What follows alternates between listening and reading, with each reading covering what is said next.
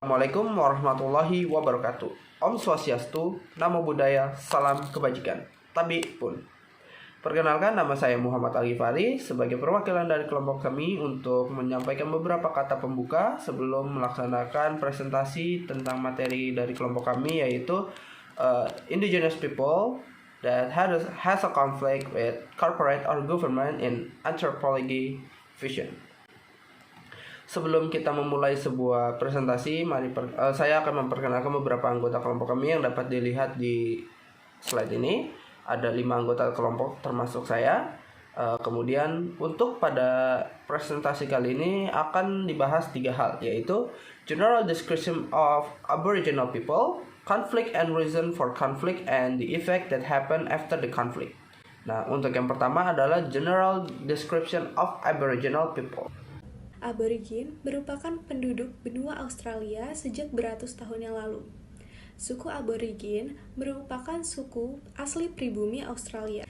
Kehidupan penduduk Aborigin didasarkan pada spiritualitas kebudayaan, di mana penduduk Aborigin sangat menjunjung tinggi tanah mereka yang diyakini sebagai dasar kesejahteraan bagi masyarakat Aborigin. Sebagian besar penduduk Aborigin memiliki ciri fisik yaitu warna kulit kecoklatan dan cenderung kehitaman, rambut ikal, badan ditumbuhi banyak bulu dan tidak terlalu tinggi. Setelah mengetahui suku Aborigin secara umum, ini ada beberapa potret mengenai suku Aborigin dari masa ke masa. Yang pertama adalah masa di mana kolonialisme di Australia, yang kedua ada pre-colonialisme in Australian condition, and the third one is Aboriginal people today. Nah, untuk yang selanjutnya adalah conflict and reason for the conflict. Konflik kolonialisme Inggris di suku Aborigin Australia adalah proses di mana Inggris menduduki wilayah Australia dengan tujuan membuka wilayah Australia untuk hunian orang-orang Inggris, Mother Country di seberang lautan, yaitu Australia. Biasanya orang-orang yang terlibat dalam masalah kriminal akibatnya bagi kelangsungan hidup suku Aborigin, yaitu penindasan dan tersisih. Karena Inggris menanamkan rasisme anti-Aborigin dalam bentuk sikap berprasangka, dan masyarakat Aborigin terpinggirkan secara ekonomi dan sosial.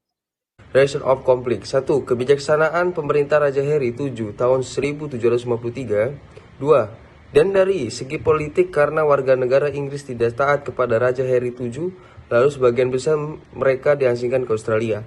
Ketiga, dari segi ekonomi, Australia sebagai tempat menyediakan persinggahan dan pangkalan pemasokan bekal-bekal kapal Inggris yang melintas Samudra Hindia dan Pasifik. Keempat, dari segi sosial, pemerintah Inggris membuka Australia sebagai pemukiman narapidana akibat revolusi industri. Terima kasih.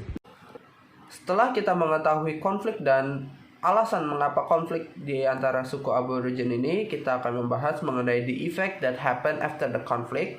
Dan ada 4 efek yang terjadi pada suku Aborigin setelah konflik yang ada dengan para kolonialisme ini.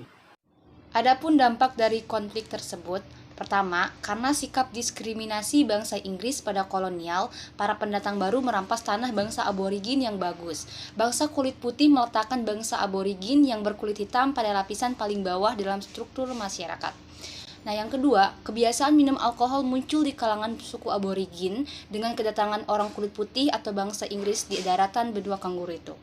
Untuk konflik yang ketiga adalah banyak orang Aborigin yang terdesak meninggal karena berbagai penyakit yang dibawa oleh para pemukim Inggris, dengan akhirnya ras Australoid terancam punah. Kemudian untuk efek setelah konflik yang keempat adalah dalam perkembangannya, setelah beratus-ratus tahun suku Aborigin terdesak, timbul di kalangan mereka untuk mendapatkan kembali hak milik tanah yang direbut oleh bangsa koloni. Nah, berikut ini adalah beberapa referensi yang kami gunakan untuk presentasi kali ini. Di antaranya adalah Jesse Boro untuk bukunya tahun 1996 tentang sejarah Australia yang diterbitkan oleh Tarsito Bandung. Kemudian ada D. Jarrett 2017 The World Until Yesterday atau Dunia Hingga Kemarin yang diterbitkan oleh KPG. Untuk presentasinya kami akhiri. Mohon maaf bila ada beberapa salah kata, kami mohon maaf. Wabillahi taufiq wal hidayah. Wassalamualaikum warahmatullahi wabarakatuh.